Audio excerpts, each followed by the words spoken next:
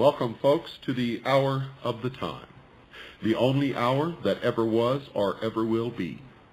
This is the most important hour in your entire life, for during this hour you will decide your future and thus our collective futures. I am your host, William Cooper.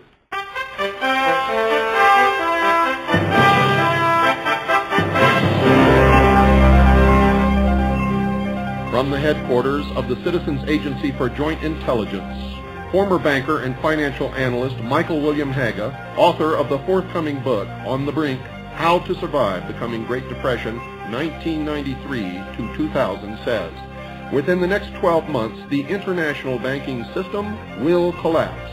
The world's stock exchanges will crash to pre-World War II levels. Real estate values will plunge 85% or more, and countless numbers of ordinary people worldwide will be left holding the bag. Our intelligence network tells us that this is most probable.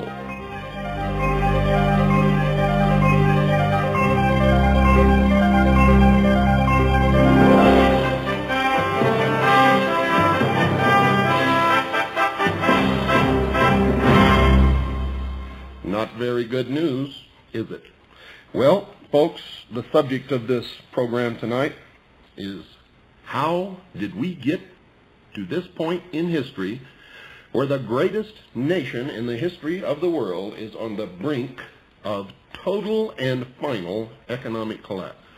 You're going to be amazed at what you're going to learn this hour. Many of you are going to be shocked, surprised, and some of you are going to be, in fact, I think the great majority of you are going to be ashamed of yourselves. Why is it that our schools teach our children nothing about money, economics?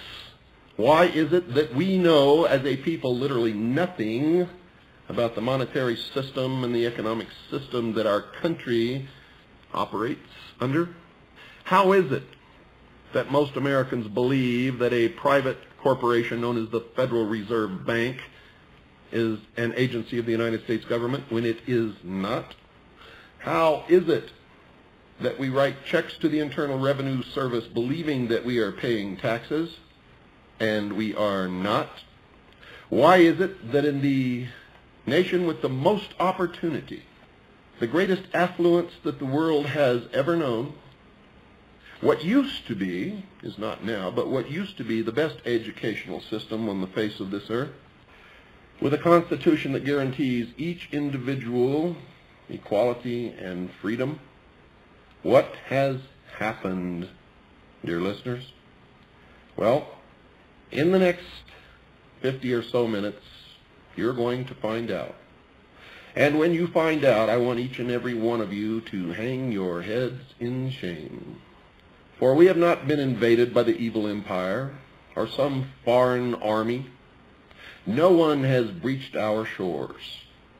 We have been destroyed from within, mostly by our own apathy, ignorance, and abdication of responsibility. And just as the Roman Empire once fell for the same reasons, we are in the process of falling into the abyss. And Americans, I can tell you right now, if they do not wake up and turn the tide, they will be relegated to slavery as indentured servants to the world bankers who will foreclose on the debt, a debt that at this moment we could not repay by any means whatsoever. Let's go to the United States Constitution, the supreme law of this land.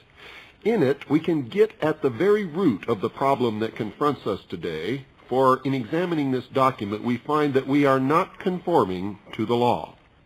In Article 1, Section 8, it says, the Congress shall have power to lay and collect taxes, duties, imposts, and excises, to pay the debts and provide for the common defense and general welfare of the United States. But all duties, imposts, and excises shall be uniform throughout the United States.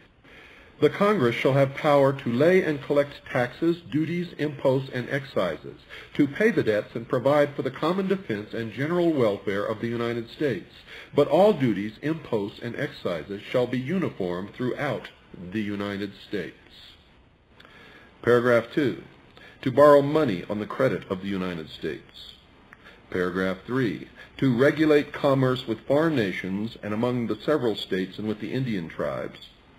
Paragraph 5, to coin money. Notice it says to coin money. Regulate the value thereof and of foreign coin, and fix the standard of weights and measures.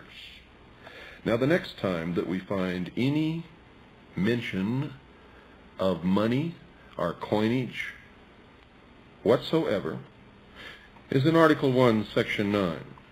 The migration, this is in paragraph 1, the migration or importation of such persons as any of the states now existing shall think proper to admit shall not be prohibited by the Congress prior to the year 1808, but a tax or duty may be imposed on such importation not exceeding $10 for each person.